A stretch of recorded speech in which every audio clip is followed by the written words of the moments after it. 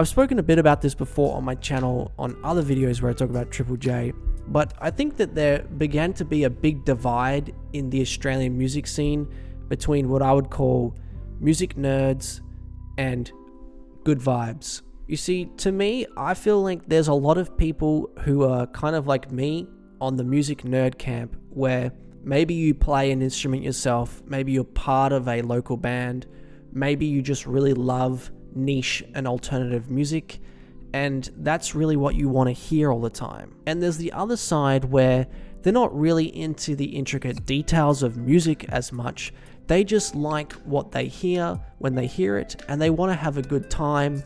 Maybe they just want to hear music at parties and festivals, and they want to have the good vibe experience. Now, both of those camps are fine to be in. There's nothing wrong with either of them. It's just that it's hard to market to both of them at the same time. I feel like in the past, Triple J marketed a lot more towards the music nerd type.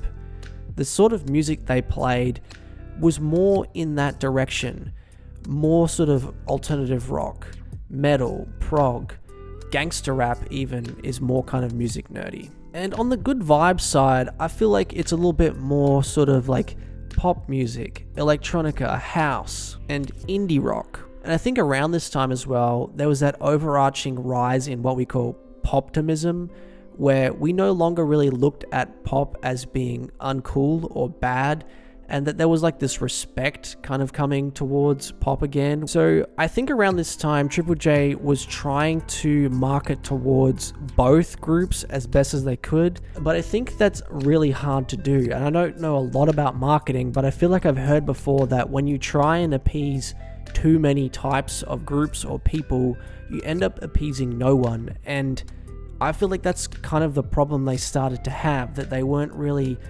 narrowing down on either of the niches enough, and it was just frustrating both sides. Probably a little bit more the music nerd side more, because they're a little bit more elitist and a little bit more snobby.